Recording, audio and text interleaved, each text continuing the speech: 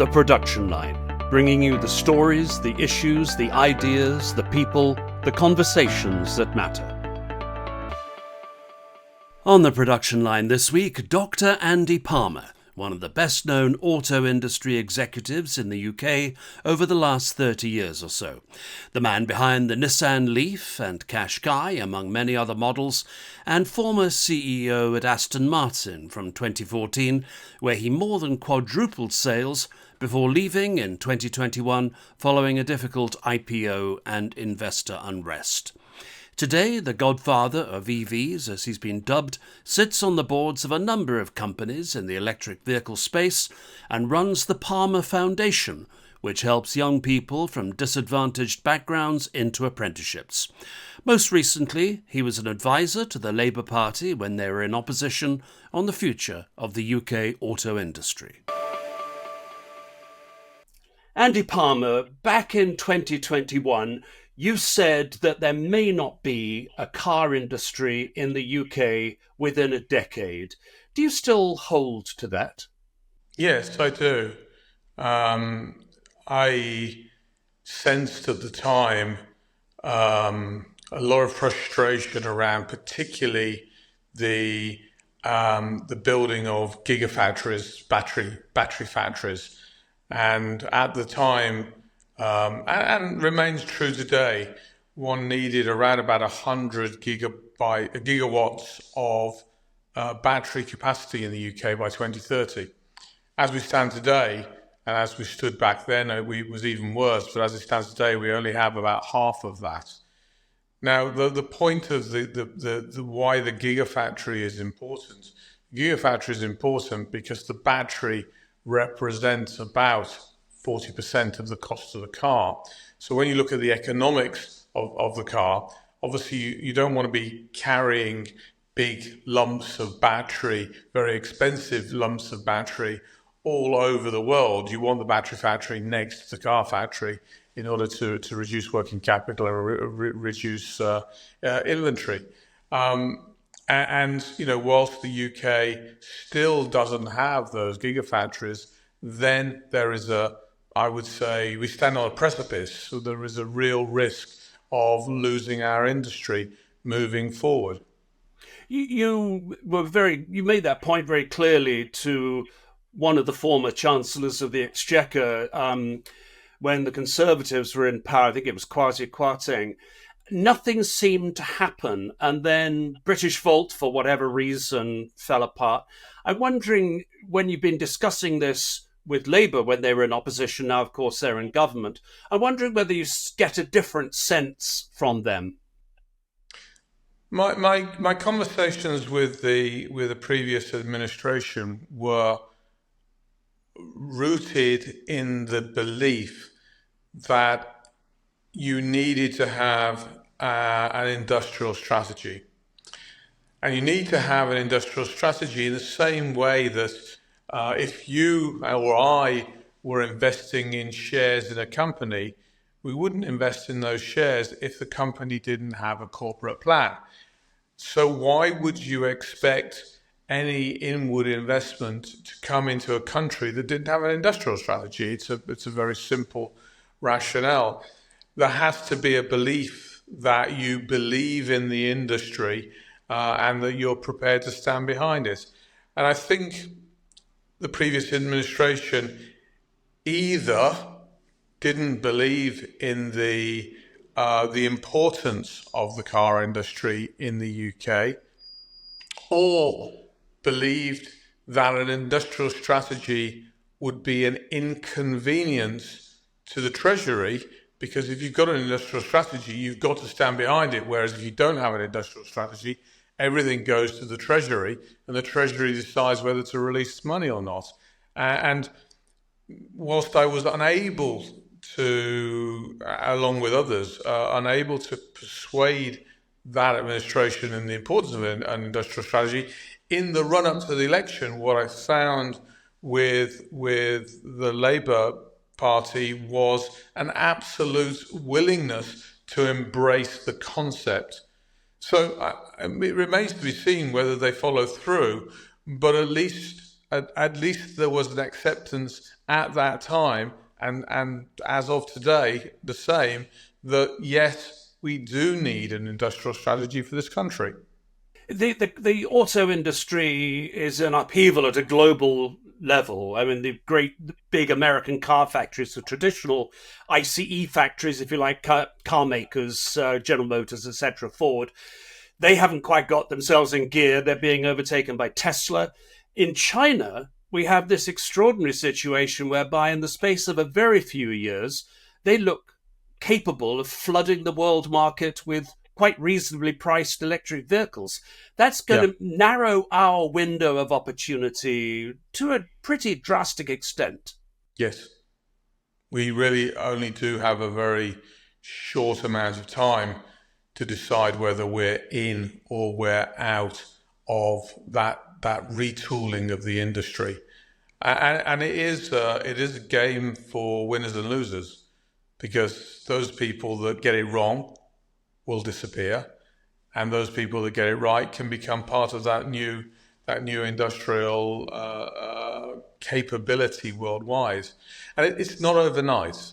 Um, I was working on the board of Dongfeng, which is a Chinese car company. I was there nominated by Nissan, that was my employer, back way back in 2002, and heard even then the Chinese intent towards adoption of new energy vehicles, as they called it. In fact, you can trace that policy right the way back to, I think, 1992 is the first time that you see the Chinese talk about the need to leapfrog in technology, and to win that technology and learn about that technology by working with others. So, you've got a couple of decades there of strategy that, A, making cars is important to an economy, but B, you have to take a long-term view, a long-term bet, if you will, on what that technology will be. As I said, the Chinese had decided, rightly, that internal combustion was not the battleground, and that in their view, new energy vehicles was the battleground. They didn't define what that meant, but over time, they've evolved that understanding to mean electric cars. And basically, right now, they utterly dominate in that technology. Let's not think of the Chinese industry as being, perhaps as many people do, decades behind.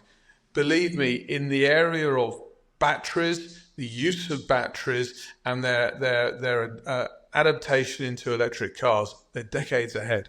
And let's not forget also they actually have access to a lot of the raw materials, the minerals and so on, Yes. that we might struggle to compete for. I mean, people will criticize countries for working with China, but people will criticize China, basically for having put themselves strategically in the capability of being able to refine the various minerals. They've got a complete supply chain from digging it out the ground all the way through to recycling it. They've created this value chain.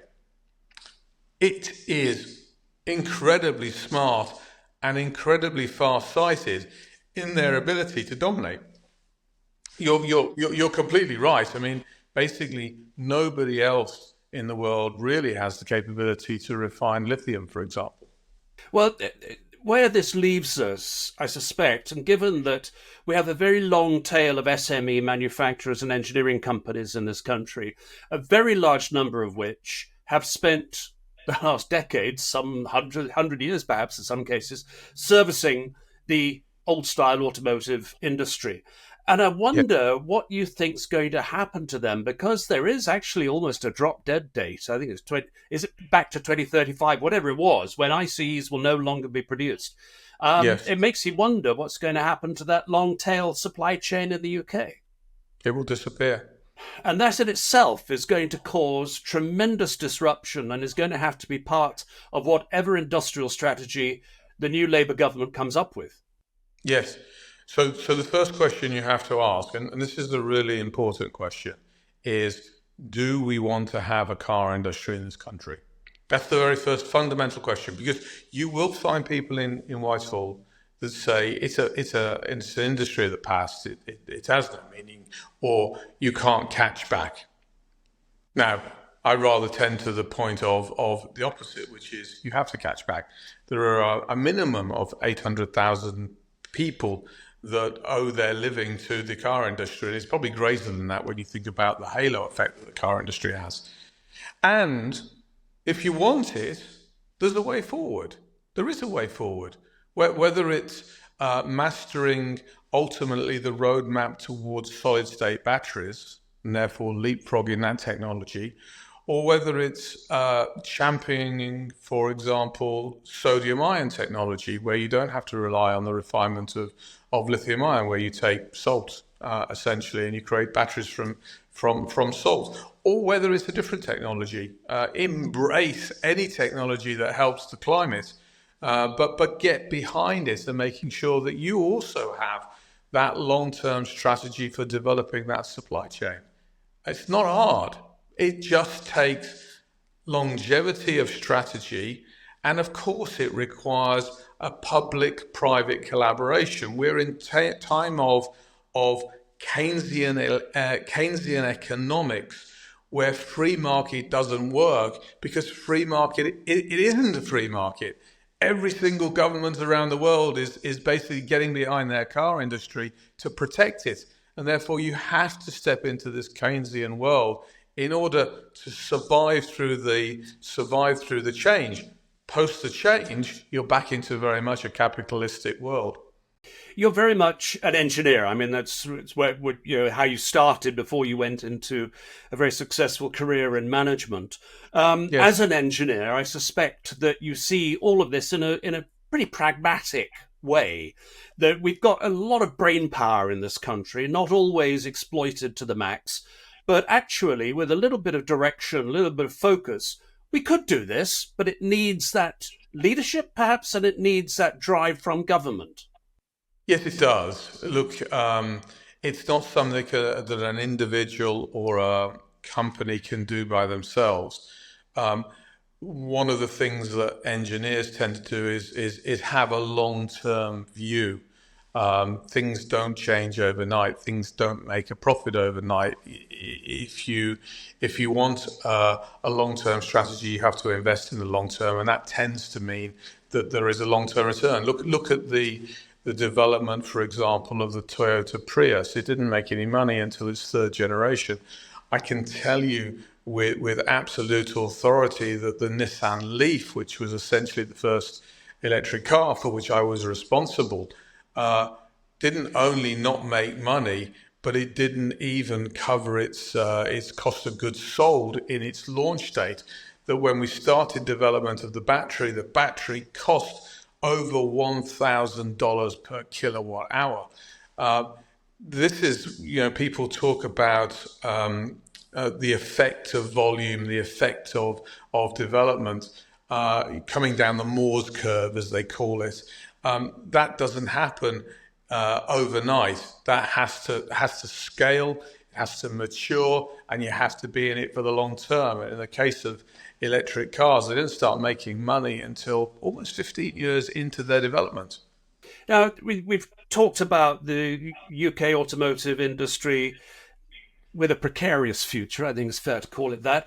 Let's just go back in time a bit, because when you started in the late 70s, early 80s, of course, the UK car industry then was in a parlous condition. I know it could be a long list, so I don't want to be too exhaustive.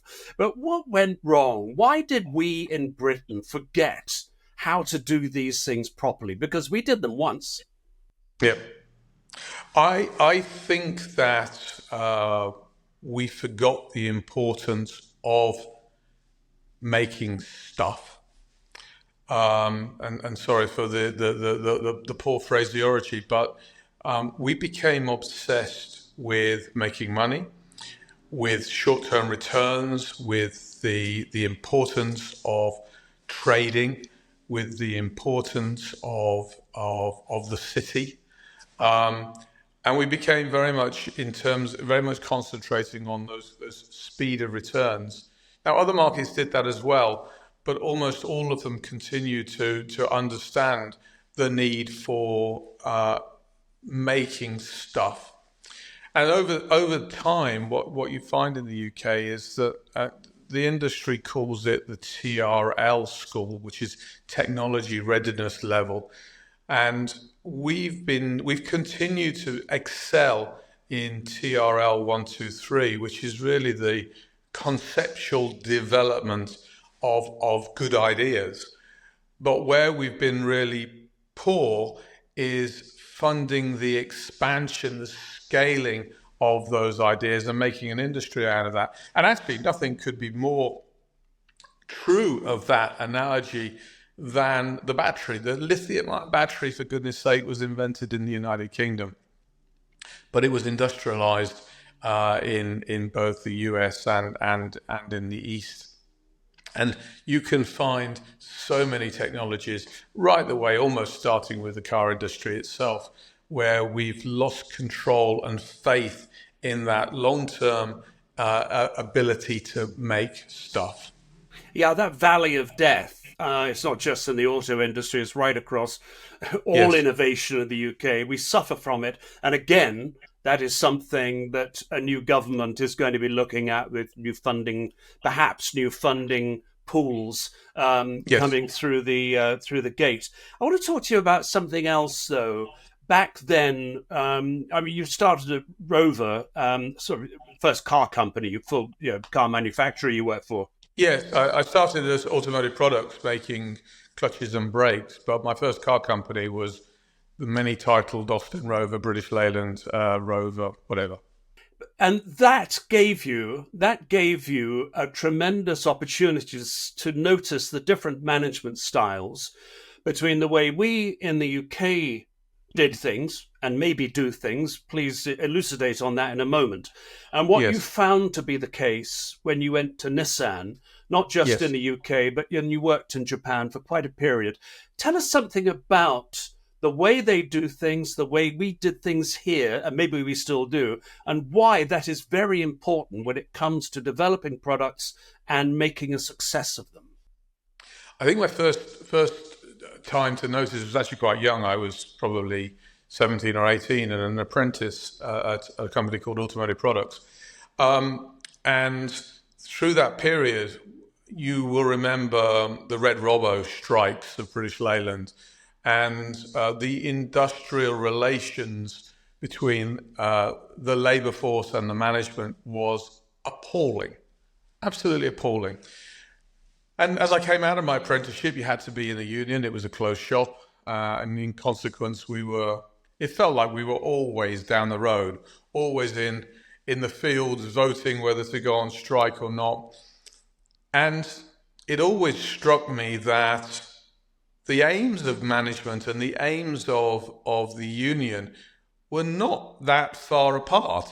In fact, the bosses, if you want to call them that, wanted to make money, and the unions wanted people to work, and there should have been enough commonality there to find a way to overcome the industrial relations issues, but there wasn't, and I blamed management. And so, as a 20-year-old kid, out of my apprenticeship, working on a drawing board, I sort of formed this audacious view that I wanted to be the boss of a car company because I thought I could do it better than they could. I'm smart enough, hopefully, that I needed to get educated. So I went back to school. I did a degree in industrial management, and then moved on to Rover itself. And interestingly, at Rover, I was exposed for the very first time to Honda. If you remember, Honda had a relationship with Rover, principally around the 200 series vehicle, and later the R6 and the R8. And what I saw was technology, and more importantly, manufacturing capability, which was so much more reliable. it was stark, the difference. In particular, if you drove an 800, Rover 800 as your company car, as I did, the difference between the 820 and the 825, one of which had a Rover engine, one of which had a Honda engine, was just chalk and cheese in terms of the quality and reliability of that vehicle. And working with Honda, it became obvious why. Supplement that by, and I'd still recommend anybody to read this book. It's the book that changed my life, The Machine That Changed the World. It was a book by MIT, and it talks about, it was my first introduction to which I became a disciple through my career to lean, whether that's lean manufacturing or lean management. But if you will, very much the TQM, total quality management, the iteration of Deming, plan, do, check, action, Hoshin cannery for deployment, blah, blah, blah, blah, blah. That has defined my view of manufacturing and engineering over my lifetime, because it's a logical way of addressing the quality of design and the quality of manufacturing. And, I saw that in action with Honda, and it inspired me to go and learn, as it happens, from Nissan for a few years. It ended up being a lot more than a few years. It was 23 years in the end. But it inspired me to learn around how you bring quality into the development of your product. And, I've hopefully taken those learnings into jobs post Nissan, whether be it at Aston Martin or be it in Podpoint or any of the other businesses I work with these days. It's fascinating, because you worked obviously quite closely at times with Carlos Ghosn, who Yes. you credit with having a much more, I think the word you used was meritocratic view of management, a far more consultative, evidence-based view of management than what was typical in the UK, where I think I heard you once say that it was much more macho and a bit too Yes. political. Is that, have A lot I got of that right? No, absolutely. A lot. In many respects, Carlos Ghosn was very complementary to the Japanese way of working, which is that he looked for fact, details and fact, and from that he would break down the decision making and inspire you to push harder, and that worked. What was true of particularly manufacturing in the UK. During that period, and I saw it even a little bit when I came to work again for Aston Martin, was what much more emotional management that was certainly pushing very hard, particularly for volume, let's call it delivery, but very much on the metrics of delivery, of getting the product out of the door, but with the inability to balance cost and quality. And people often say, what's the fundamentals of the way that you manage? It's quality, cost, delivery. But you often hear people, well, which one do you prioritize? You can only do 2 of 3 or 1 of 3. The answer is no. You have to do 3 of 3. You have to balance great quality with cost reduction on time, and it's not a compromise between the 3. You have to deliver all 3. And the Japanese system of management, what I now have adopted as particularly Hoshin cannery, which is policy deployment, is very much that QCD is very much embedded within that. I'm gonna risk asking an engineer a question to which perhaps the answer is all too obvious, but I wonder if in the UK, any accountancy friends listening to this, please close your ears now, but whether we've allowed the accountants, the financial controllers, too much power, and that bottom line issue that you just talked about, got to get the stuff out, has actually eroded some of our natural prowess as a manufacturing nation. I think it would be fair to say that we've allowed the banking community, and there's a difference, I think, between finance and banking. I think we've allowed the banking community too much power. That we've allowed short-termism to encounter every day, where the next quarter counts, rather than, yes, the next quarter is important. Of course it's important. We run companies. But one also has to have a view of, the next half, the next full year, the next 3 years, and the next 5 years. It's really important that you balance. And what I found is some of the best colleagues I've ever worked with are indeed accountants. And when they work in concert with the engineers, and most engineers are not very easy to work with, let's be honest. But when you can work in concert with them, then you can produce amazing results. And if you go to stock markets that understand better the importance of longevity of a strategy, and I'm thinking here of Japan, of China, and even of particularly Silicon Valley startups where there is patient capital at work, where it's understood that a company might lose money for a long time, but ultimately it's what it produces that gives the long-term value, and that long-term value is important. Where that's understood, you see phenomena as you see in the United States with those big seven companies that command control of sort of 90% of the value of the stock market. Latterly, your career, as you've mentioned, was associated with Aston Martin. Let's not forget, of course, what you did at Nissan with Qashqai and with the Leaf. Of course, Aston Martin is way up there at the luxury supercar end of the market. But you actually have a very non-elitist view of vehicles. I think I'm right in saying you see them as liberating people, not just beautiful toys to play with. Yeah, absolutely. And I think it's important that you tune to your marketplace. A successful Aston Martin, a successful Rolls-Royce, a successful Bentley, they may be making vehicles for aspirational customers, for customers of wealth. But what you're doing is you're employing and developing the skill and workforce of 4, 5, 6,000 people per company. So we have in the UK, along with Italy, the only luxury car market that exists. Nobody else can do it, actually, in terms of that luxury positioning. They can do premium. Germany does a great job of premium.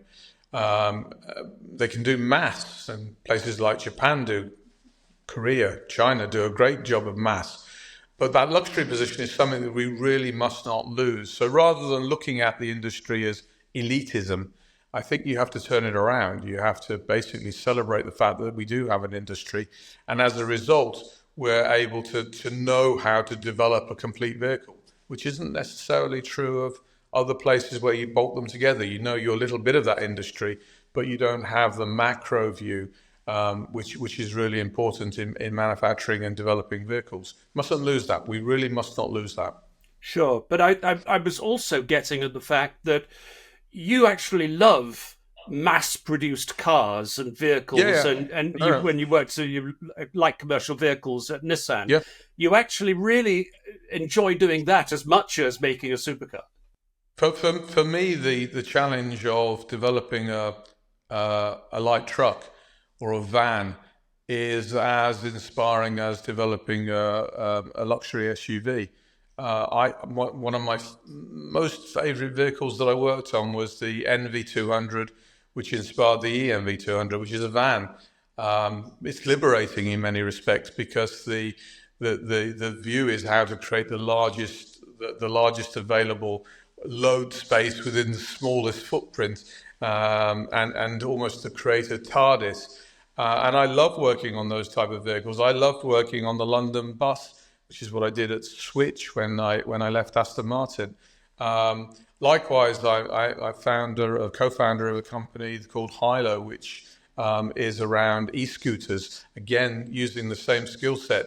Frankly, for me, anything with wheels, even without wheels, sometimes batteries, but anything with wheels is inspirational, and I celebrate my career in all of those aspects. And perhaps the two vehicles that perhaps define the bookends of my career of course, on the one hand is the Valkyrie, the Aston Martin Valkyrie, but on the other hand is most definitely the Nissan Leaf.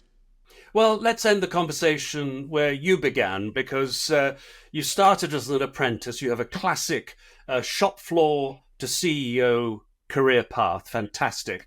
I wonder if you hope, well, I'm sure you do, that youngsters of today and of the future will have the same shot as you or better. I mean, we've got to hope that they do. Look, I'm a great believer in the importance of the apprenticeship scheme. I'm not saying it's the only way. The university route most definitely has an important route, but it's also not for everyone. I don't believe that 50% of the population has to go to university. I really don't. I think it's a much smaller number, but you have to have the alternative, and one of those alternatives is the apprenticeship scheme. I also believe that the engineering, in particular, misses out on a lot of talent because a lot of kids that come from disadvantaged backgrounds don't get drawn in to the apprenticeship system, either let down by their parents or their economic means or by their schools. I think it's really important that we develop everybody, and it's not elitist. If you walk into a drawing, or what used to be called a drawing office in any Western car company, you'll see far too many white males. And we need to be much more embracing in the people that we bring into the industry, because we're so short of skills that when we look at the transformation towards electric vehicles and new energy vehicles, we need the skills base. I set up in 2020 a charity, the Palmer Foundation, if you don't mind me plugging it, which is basically taking the opportunity to fund kids from disadvantaged backgrounds into apprenticeship schemes. And I've been working closely with particularly Halfords for their level 2 and level 3 apprentices each year, giving opportunity to kids from those disadvantaged backgrounds, kids that probably would never get into engineering, and trying to steward them through the start of their career. I really hope that one day, 20 or 30 or 40 years from now, some of those kids will be coming out of the systems as CEOs of car companies. That would be, my ideal legacy if I could pick one. Yeah, it's we actually at Manufacturing TV. This is my opportunity for a plug.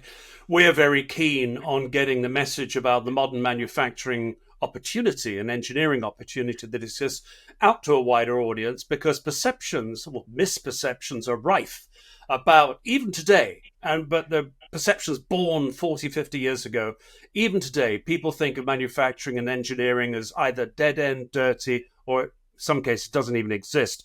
And I suspect Yes. you'd very much be on board with getting that messaging across. Absolutely. Look, if you're a kid and you're watching this, and you like mathematics or you like physics, I guarantee you that there is no better career than engineering. If you like software, you like programming your computer, I guarantee you there is no better industry than the automotive industry for developing those skills. Yes, you'll get offered jobs in accounting, in consulting, in banking, because they want your numerical skills. But you know what? You'll never really get to use them in the way that you want to. Whereas if you come into manufacturing, if you come into engineering, if you come into automotive, you'll get to use those skills every day. I even still use some of those skills even as a manager of those kind of things, because sometimes you need to challenge people, and you need to have the background in numeracy, in mathematics, in the ability to structure software. You have that capability all your life. So, it's definitely worth considering manufacturing and engineering if you are in any way, shape or form inspired by STEM. And I guarantee you it's the best way of making your living in the long term. Well, talking of making a living, you're, dare I say it, in the last chapter of your career, Andy. But I fully suspect you won't be hanging around, as one of your favourite bands might have put it. Exactly, exactly. There's lots and lots of things that need to be done for sure. Yes, I am in the twilight of my career, and this is really the reason that I'm not afraid to call out what I think is sometimes going wrong, and try to hold to account the people that are in charge of policy and strategy in our country, or even globally. Well, Andy Palmer, thank you so much. And for anybody who didn't get the reference, by the way, Andy Palmer is a punk rock fan, and Hanging Around was a track by the Stranglers. So no doubt you were playing that as an apprentice going to work in one of your cars back in the day. Andy Palmer, thank you so much for being with us. Really enjoyed the conversation. My great pleasure. Thank you very much. The production line is produced by Manufacturing TV. If you'd like to suggest a story for the production line, maybe you'd like to be on it, or perhaps your company would like to sponsor the program, email info@ukmfgmedia.com, info@ukmfgmedia.com, or go to our website ukmfg.tv.